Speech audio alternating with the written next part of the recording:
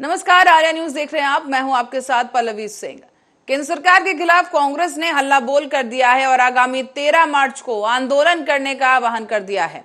आपको बता दें, बड़ा ऐलान किया गया है प्रेस कॉन्फ्रेंस के जरिए, जहां आगामी 13 मार्च को उत्तर प्रदेश के सभी जिलों में कांग्रेस पार्टी विरोध प्रदर्शन कर सरकार को घेरेगी। और यूपी कांग्रेस अध्यक्ष बृजलाल खाबरी ने शनिवार को प्रेस वार्ता करते हुए इसकी जानकारी दी है। कहा गया कि उत्तर प्रदेश कांग्रेस कमेटी देश प्रदेश में बढ़ रहे अन्याय, अत्याचार, महंगाई, बेरोजगारी को लेकर प्रदर्शन करेगी और इसके विरोध में कांग्रेस 13 मार्च को देशव्यापी प्रदर्शन करने जा रही है। साथ ही साथ राजभवन का घेराव भी किया जाएगा। आज आपके नहीं करें कि हम कांग्रेस में हैं, इसलिए सहयोग करें कि आपकी नजर के सामने से प्रदेश और देश किस स्थिति से गुजर रहा है, उसमें कहीं ना कहीं आपकी भी हमारे साथ हिस्सेदारी बनती है इन अन्याय, अत्याचार और बेरोजगारी के खिलाफ। इसलिए आज हमने आपको यहाँ बुला करके अपनी बात कहने का प्रयास किया है। आप सब साथी मिल करके 13 तारीख को जो हमारा कार्यक्रम है, वैसे भी कांग्रेस हमेशा जो भी कार्यक्रम करती है, किसी तरीके का कानून हाथ में नहीं लेती है। कानून के दायरे में रह करके अहिंसात्मक जो हमारा प्रदर्शन है, घेराव है, हम करने जा रहे हैं। लेकिन सरकार बार बार हम लोगों को पुलिस का भय दिखा करके, पुलिस की एक दीवार खड़ी करके रोकने का काम करती है। हम इस बार इस दीवार को तोड़ने के लिए तैयार हैं। राजभवन तक जाकर के हो रहे प्रदेश में अन्याय, अत्याचार, बढ़ती हुई महंगाई, बढ़ते हुए तमाम जो मुद्दे हमारे सामने, उन मुद्दों को उन तक ले जाना चाहते हैं। आप सहयोग करें, प्रदेश को बचाएं। और आयुष मंत्रालय की तरफ से देश भर में हर साल 5 आयोजन होते हैं और ये चौथा आयोजन मेरठ में किया जा रहा है। इसमें शामिल होने वाली 50 आयुर्वेदिक कंपनियों को पुरस्कृत किया जाएगा। और उत्तर प्रदेश के मेरठ में 11 से लेकर 13 मार्च तक आयुर्वेद महाकुंभ का ये आयोजन है। इस बीच आयोजित किए गए इस चौधरी चरण सिंह विश्वविद्यालय में यह आयोजन हो रहा है और इस आयोजन में देश के उपराष्ट्रपति जगदीप धनखड़ समेत मुख्यमंत्री योगी आदित्यनाथ मौजूद रहे। सीएम योगी ने इस महाकुंभ का शुभारंभ किया और इस मौके पर राज्यपाल आनंदीबेन पटेल भी मौजूद रही। सीएम योगी ने इस बीच पीटीएस में धन सिंह कोतवाल की प्रतिमा का अनावरण किया है और साथ ही मेरठ में चौधरी चरण सिंह विश्वविद्यालय के नेताजी सुभाष चंद्र बोस प्रेक्षागृह में शनिवार से शुरू हुए 3 दिवसीय आयुर्वेद पर्व यानी महासम्मेलन में देश भर के 300 से ज्यादा आयुर्वेदाचार्य जुट रहे हैं। और सचमुच इसका श्रेय अगर किसी को दिया जा सकता है तो देश के यशस्वी प्रधानमंत्री आदरणीय श्री नरेंद्र मोदी जी को दिया है, जिन्होंने पहली बार परंपरागत चिकित्सा पद्धतियों को आयुष मंत्रालय के रूप में लेकर के और योग, आयुर्वेद, होम्योपैथ, यूनानी, सिद्धा, प्राकृतिक चिकित्सा, इन सब को लेकर के मंत्रालय का गठन किया। योग को 2016 से 21 जून की तिथि को अंतर्राष्ट्रीय योग दिवस के रूप में आज पूरी दुनिया मनाने के लिए उत्सुक है। 21 जून को दुनिया का कोई कोना ऐसा नहीं जहां पर पूरा देश, पूरी दुनिया, कोई प्रांत, कोई जनपद, कोई शहर, कोई कस्बा, कोई गांव, कोई परिवार ऐसा नहीं होता है जो योग की क्रिया के साथ किसी न किसी रूप में न जुड़ता हो। भारत की इस परंपरा के साथ दुनिया को जोड़ने और उसी प्रकार से आयुर्वेद को दुनिया के अंदर स्थापित करने के आदरणीय प्रधानमंत्री जी के जो प्रयास प्रारंभ हुए हैं, उन प्रयासों का परिणाम आज हम सबके सामने है। इतनी बड़ी संख्या में आयुर्वेद के विशेषज्ञ एक साथ एक मंच पर आकर के आपका मार्गदर्शन और आशीर्वाद प्राप्त करें, ये हम सब के लिए आह्लादित करने वाला क्षण है। मेरे सामने जब ये प्रस्ताव आया तो मैंने कहा कि मैं 4 वर्ष पहले इस सम्मेलन में कानपुर में उपस्थित हुआ ही था। डॉक्टर वाजपेयी जी ने जब ये बात मेरे सामने रखी तो मैंने कहा, देखो इसमें सबसे उपयुक्त पात्र इस कार्यक्रम के उद्घाटन के होंगे हमारे देश के आदरणीय उपराष्ट्रपति जी, और उपराष्ट्रपति जी को इस कार्यक्रम में हम लोग आमंत्रित करके इस कार्यक्रम को एक नई ऊंचाई प्रदान करके अपने लक्ष्यों को प्राप्त करने की दिशा में आगे बढ़ेंगे।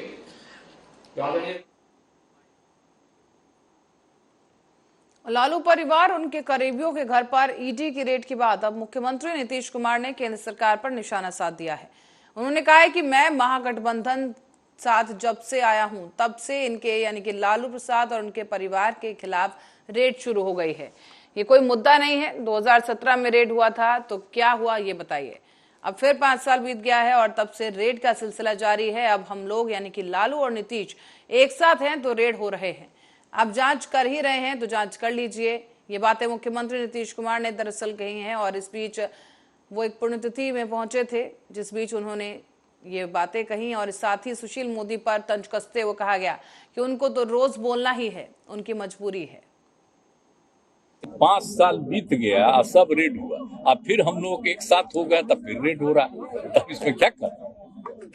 कितना साल पहले से रेड हो रहा, तब फिर हो रहा, तब कौन चीज कर क्या कर रहे थे याद कर लीजिए। खाली 17 में इसी के चलते हमने कह दिया था कि जरा एक्सप्लेन कर दिए, कुछ बात हुआ और वहां के लोगों ने हमसे बात करना शुरू किया तो हम भी मान लिए उन लोगों की बात। प्रधानमंत्री नरेंद्र मोदी रविवार को कर्नाटक के दौरे पर रहेंगे। इस दौरान वो करीब 16,000 करोड़ रुपए की परियोजनाओं का उद्घाटन और शिलान्यास करेंगे। पीएमओ के अनुसार रविवार दोपहर करीब 12 बजे प्रधानमंत्री मोदी मांड्या में प्रमुख सड़क परियोजनाओं का लोकार्पण और शिलान्यास करेंगे। इसके बाद वो लगभग 3:15 बजे हुबली और धारवाड़ में कई जो विकास परियोजनाएं हैं उनका उद्घाटन और शिलान्यास करने पहुंचेंगे। इस साल पीएम मोदी का कर्नाटक का ये 6वां दौरा है। कर्नाटक में इस साल अप्रैल और मई में विधानसभा चुनाव होने जा रहे हैं।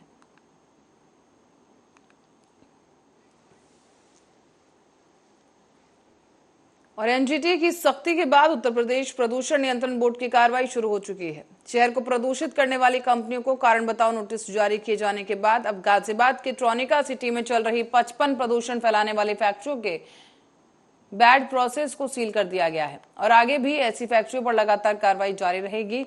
लेकिन अब सवाल ये उठता है कि जहां इस कार्रवाई से फैक्ट्रियों के संचालकों पर असर पड़ेगा तो वहीं साथ साथ इन फैक्ट्रियों में मजदूरी कर अपने परिवारों का पालन पोषण करने वाले मजदूरों पर भी इसका काफी बुरा प्रभाव पड़ सकता है। फैक्ट्रियां सील होने के बाद हजारों मजदूर बेरोजगारी की कगार पर खड़े नजर आ रहे हैं।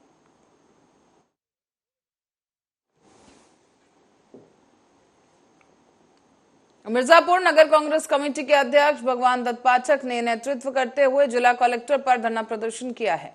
प्रदर्शन करते हुए कांग्रेसी नेताओं ने भारतीय जनता पार्टी की सरकार को आड़े हाथों लिया और कांग्रेस ने आरोप लगाते हुए कह दिया है कि वर्तमान में भारतीय जनता पार्टी की सरकार पूरे तरीके से फेल है। जो व्यक्ति कर्ज में डूबा है उसी को सरकार बिना वेरिफिकेशन के कर्ज पर कर्ज देती जा रही है और अदानी ग्रुप को आगे बढ़ावा दिया जा रहा है, जिसके चलते पूरे देश में आम जनता महंगाई की मार झेल रही है। संघर्ष करो, हम तुम्हारे साथ हैं। कांग्रेस लड़ाई है, आगे और लड़ाई है। अभी तो ये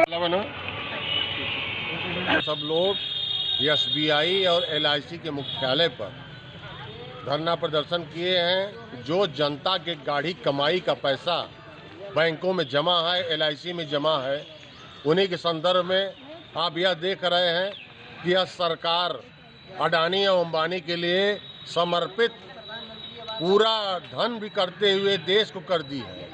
जिस तरह से रुपए का बंदरबाट किया जा रहा है, आम गरीब आदमी के लिए कोई भी लोनिंग होता है या कुछ कोई लेने जाता है तो तमाम प्रकार के कागजों का वेरिफिकेशन, क्लैरिफिकेशन वगैरह वगैरह कराया जाता है, उसके बाद दिया जाता है। अडानी अंबानी के लिए जो कर्ज में डूबे हुए हैं, हालत खराब है, उनको खुले हाथ से खुली छूट दे करके उनके लिए किया जा रहा है, न कि जनता के लिए। तो यह जनता आप देख रहे हैं कि बेरोजगारी, महंगाई, तमाम किसान, व्यापारी सभी त्रस्त हैं। यह सरकार पूरी तरह फेल्योर है, निकम्मी सरकार हो गई है। इस सरकार को इस्तीफा दे देना चाहिए और यह चुनाव अब ईवीएम का बहिष्कार करते हुए चुनाव कराना चाहिए, क्योंकि बैलेट पेपर के माध्यम से अब सरकार आप देख रहे हैं कोई भी जनता तरह से हर तरह से परेशान है। तो और सीतापुर में प्रेम प्रसंग के कारण एक प्रेमी जोड़े ने आत्महत्या कर ली है। बताया जा रहा है कि 2 साल से इन दोनों का प्रेम प्रसंग चल रहा था, लेकिन लड़की और लड़के के माता पिता शादी के लिए राजी नहीं थे। इसके बाद सीतापुर के लालकुर्ती के जंगल में दोनों प्रेमी जोड़ों ने पेड़ से लटककर आत्महत्या कर ली है। सूचना पर पहुंचे पुलिस ने शवों को कब्जे में लेते हुए पोस्टमार्टम के लिए भेज दिया है। के पास में एक जंगल है और यहाँ पर हम लोग आए अभी। यहाँ पे एक लड़का लड़की का जो शव है वो लटका हुआ मिला था और उसमें मौके का हमने पूरा जायजा लिया है। दोनों के शव को पोस्टमार्टम के लिए भेजा गया है। परिजनों से जो बात की है उससे एक बात सामने आ रही है कि शायद से 2 साल से लड़का लड़की के संबंध थे आपस में और शादी की कुछ बातें चल रही थी। तो प्रथम दृष्टया जो घटनास्थल और वहाँ के जो सबूत है उसको देखते हुए ये लग रहा है कि आत्महत्या है, परंतु पीएम रिपोर्ट के बाद में सब स्थिति स्पष्ट हो पाएगी। पीएम के लिए भेजा गया है, पोस्टमार्टम रिपोर्ट से मृत्यु का कारण स्पष्ट हो पाएगा और उसके अनुरूप। और बीजेपी प्रवक्ता गौरव भाटिया ने कहा है कि कई क्षेत्रीय दल भ्रष्टाचार में लिप्त हैं। उन्होंने बिहार डिप्टी सीएम तेजस्वी यादव पर सीबीआई की रेड का जिक्र करते हुए नीतीश कुमार के बयान पर पलटवार कर दिया है। उन्होंने बिहार में डिप्टी सीएम तेजस्वी यादव के खिलाफ रेड का जिक्र करते हुए नीतीश कुमार पर हमला बोला और बीजेपी प्रवक्ता ने नीतीश कुमार को पलटू राम कह दिया है। कहा गया कि पहले नीतीश खुद ही कह रहे थे, कार्रवाई की मांग कर रहे थे और अब जब कार्रवाई होने लगी है तो उन्हें तकलीफ हो रही है। ये शराब व्यापारी जो है ये मेरा ही बेटा है, मेरा लड़का है। इसमें मनीष सिसोदिया इंस्ट्रूमेंटल है। मुख्य किरदार कोई निभाता है तो वो पूर्व शराब मंत्री मनीष सिसोदिया। और ये जो जवाब दे रहे हैं वो भी असत्य हैं, झूठ है। 7 दिन की इनको ईडी रिमांड पे भेज दिया गया और ये कहना गलत नहीं होगा अगर शीर्षक देना हो इस घोटाले को। तो आज मनीष सिसोदिया कह रहे हैं मुझको ना उठाओ, मैं भ्रष्टाचार के नशे में हूं, मैं भ्रष्टाचार के नशे में हूं, मुझे इसी अवस्था में रहने दो। बिहार में भी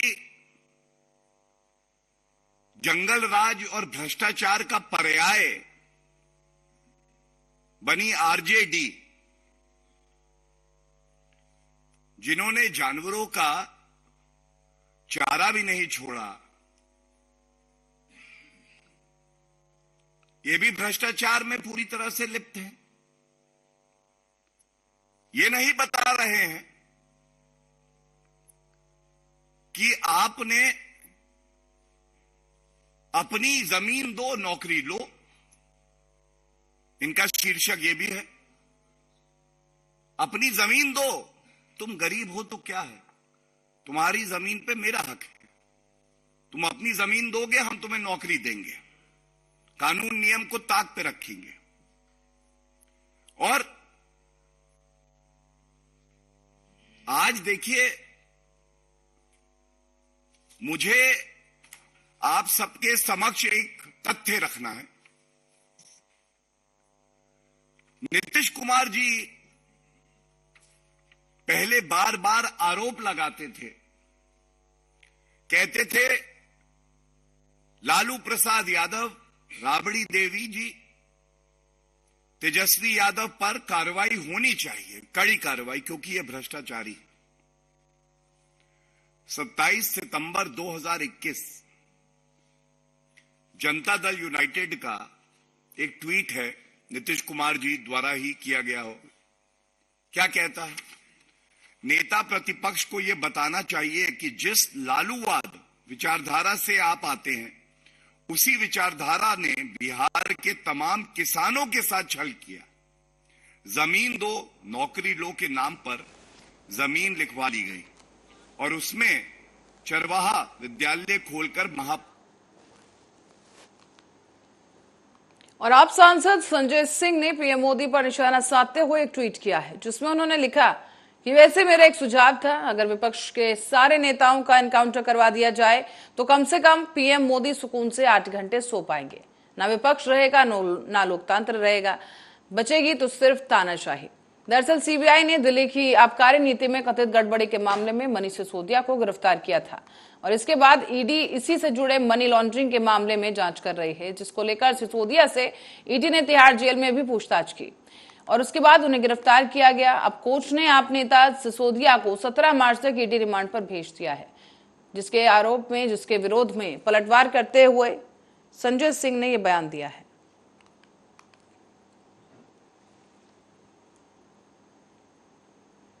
और अब गाजियाबाद से खबर है, जो पुलिस ने एक ऐसे गिरोह का पर्दाफाश किया है जो गाड़ियों की रेकी करता था और मात्र 10 सेकंड में गाड़ियों की गाड़ी चुरा लिया करता था।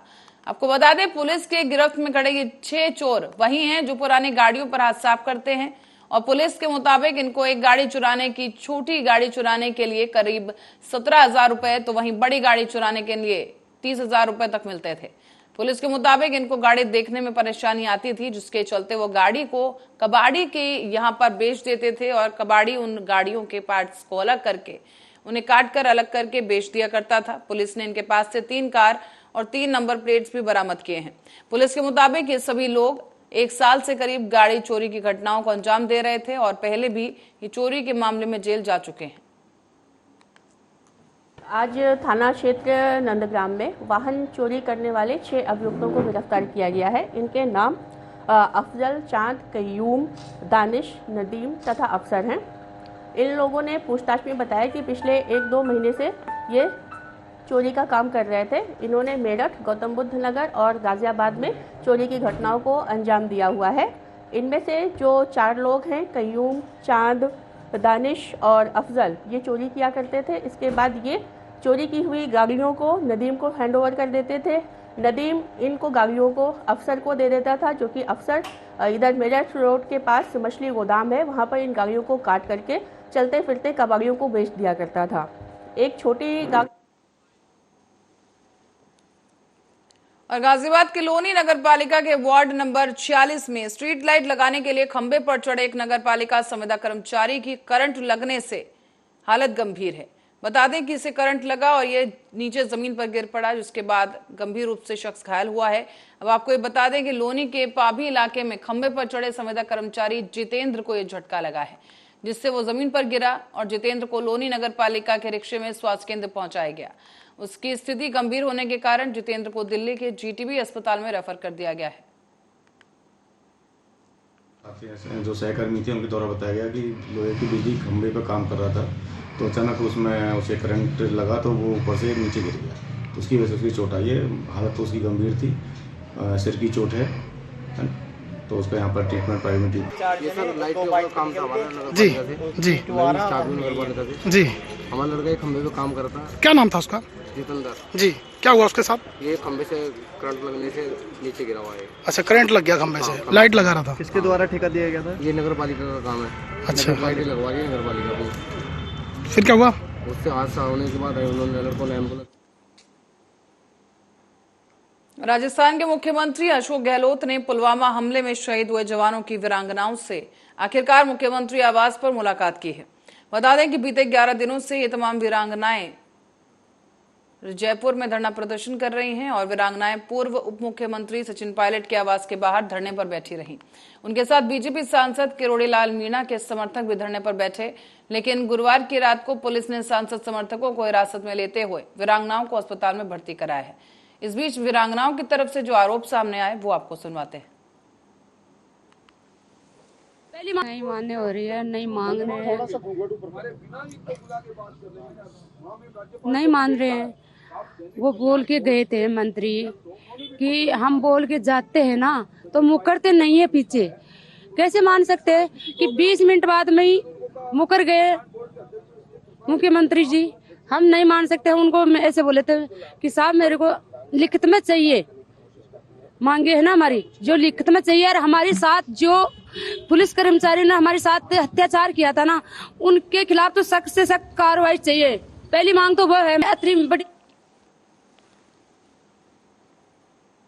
और उत्तर प्रदेश के पूर्व मुख्यमंत्री और समाजवादी पार्टी के राष्ट्रीय अध्यक्ष अखिलेश यादव गुजरात पहुंचे, जहां अखिलेश यादव ने गुजरात से भारतीय जनता पार्टी, उत्तर प्रदेश सरकार और केंद्र सरकार पर जमकर निशाना साधा है। अखिलेश यादव ने भगवान श्री कृष्ण और महात्मा गांधी की चर्चा कर यूपी और गुजरात के पुराने संबंधों का जिक्र किया है। अखिलेश यादव का कहना है कि गुजरात की धरती ने हमेशा ही संदेश दिया है। उन्होंने कहा कि राष्ट्रपिता महात्मा गांधी ने गुजरात में जन्म लिया और यमुना नदी के किनारे अंतिम सांस ली थी। अखिलेश यादव ने इसी तरह भगवान श्री कृष्ण की चर्चा करते हुए कहा कि उनका जन्म यमुना नदी के किनारे हुआ था और अंतिम सांस यहां यानी गुजरात द्वारका में ली। उन्होंने सत्य और अहिंसा को लेकर भी बीजेपी पर हमला बोल दिया है। अखिलेश यादव ने कहा कि देश और उत्तर प्रदेश में जब से बीजेपी की सरकार आई है, वो सत्य का रास्ता भूल चुके हैं। उन्होंने ये भी कहा कि बीजेपी कांग्रेस के रास्ते पर चल रही है। बीजेपी भी वही रास्ता अपना रही है जिस पर कांग्रेस चलती थी। सीबीआई, ईडी, आयकर विभाग जैसे संस्थानों से रेड मरवाई जा रही है। कांग्रेस के इशारे पर पहले ये चलते थे और अब ये एजेंसियां बीजेपी सरकार के इशारे पर चल रही हैं। बात की कि आज मैं एक बघेला जी जो पूर्व मुख्यमंत्री रहे, केंद्र में मंत्री रहे, उनके पारिवारिक कार्यक्रम में मुझे शामिल होने का मौका मिल रहा है। गुजरात कई बार और कई मौकों पर मैं आया हूं। गुजरात की धरती ने हमेशा संदेश दिया है। राष्ट्रपिता महात्मा गांधी जिन्होंने जन्म लिया था यहाँ पर, और आज भी यमुना के किनारे लोग जाकर के सत्य अहिंसा के लिए संकल्प लेते हैं। और वहीं कृष्ण भगवान ने जहाँ जन्म लिया था यमुना के किनारे, और आखिरी सांस यहीं गुजरात में ली। ये जो रिश्ता है उत्तर प्रदेश से यमुना का, राष्ट्रपिता महात्मा गांधी जी से और कृष्ण भगवान से, कि जहां राष्ट्रपिता महात्मा गांधी ने जन्म तो गुजरात में लिया था, लेकिन आज यमुना के किनारे उन्हें याद करते हैं लोग, संकल्प लेते हैं जाकर के। वहीं भगवान कृष्ण ने जहां जन्म लिया था यमुना के किनारे, और उन्होंने आखिरी सांस ही गुजरात में ली थी। ये रिश्ता यमुना का और उत्तर प्रदेश वासियों का है। सत्य अहिंसा का नारा राष्ट्रपिता महात्मा गांधी ने दिया, उस रास्ते पे भारत चला और भारत को आजादी मिली। आजादी के साथ साथ राजनीतिक लोगों ने अपने जीवन में उतारा सत्य अहिंसा और सत्याग्रह का रास्ता अपनाया। लेकिन जब से भारतीय जनता पार्टी की सरकार देश में आई और खासकर उत्तर प्रदेश में, भारतीय जनता पार्टी सत्य भूल चुकी है। वो सत्य के रास्ते पर नहीं है और अहिंसा का रास्ता बुलडोजर ने ले लिया। गांधी के देश में अहिंसा का रास्ता ही जिसका बुलडोजर ने ले लिया, और फिर ईडी, सीबीआई, इनकम टैक्स। और गुजरात में अगर ये बात हम पूछें, गुजरात के लोग तो मैं जानता हूं, और खासकर उद्योगपति यहाँ के कई बार मुझे मिले हैं, वो कहते हैं कि अगर इनकम टैक्स का छापा उन पे ना पड़े तो उन्हें बड़ा बुरा लगता है। तो गुजरात के लोग तो इस बात को जानते हैं। वो इनकम टैक्स, ईडी, सीबीआई, मैंने एक बार कहा कि ईडी है एग्जामिनेशन डेमोक्रेसी। आपको इस परीक्षा से गुजरना ही होगा। कम से कम बीजेपी कांग्रेस के रास्ते चल रही है। इस देश में जो परंपरा कांग्रेस ने डाली थी उसी रास्ते पे भारतीय जनता पार्टी चल रही है। भारतीय जनता पार्टी कोई नया काम नहीं कर रही। ईडी, सीबीआई, इनकम टैक्स से छापे मारना, और जो लोग छापा मारते हैं वही हश्र होगा जो कांग्रेस का हुआ है। अगर आज ये छापा मार रहे हैं तो कल बीजेपी के भी नाम लेने वाले लोग नहीं बचेंगे। लेकिन तेजस्वी यादव को जिस तरीके से आज सीबीआई ने समन्स दिया है, उसको लेकर क्या कहेंगे? देखिए, सीबीआई, ईडी, इनकम टैक्स, ये सब सरकार के इशारे पे काम करते हैं। इसीलिए मैंने कहा, आप तो सीनियर जर्नलिस्ट हैं, पत्रकार हैं, ये बीजेपी कांग्रेस के रास्ते है। कांग्रेस ने भी देश के बहुत सारे नेताओं पे ईडी, सीबीआई, इनकम टैक्स समय समय पे मारे हैं। उसी रास्ते पर बीजेपी है। तो बीजेपी कौन सा नया काम कर रही है? अगर कांग्रेस आज जमीन पर पहुंच गई तो कल बीजेपी जमीन पर पहुंचेगी। आतिक अहमद की जिंदाबाद आतिक अहमद की इसी अहमदाबाद की साबरमती ये काम हमारे नहीं है, ये काम सरकार के हैं। सरकार मिली रहती है कई बार सरकार मिली रहती है और सरकार ऐसे फैसले लेती है। और नॉमिनेशन जेल से हुआ, वो सरकार बीजेपी की थी। समाजवादी पार्टी जब बाई इलेक्शन लड़ रही थी मुख्यमंत्री उप मुख्यमंत्री के खिलाफ, तो बीजेपी के बड़े बड़े नेता उस जिनका नाम आपने लिया उनसे मिले हुए थे। और इसी खबर के साथ ही बुलेटिन में फिलहाल के लिए इतना ही। आप बने रहे हमारे साथ, देखते रहे आर्या न्यूज।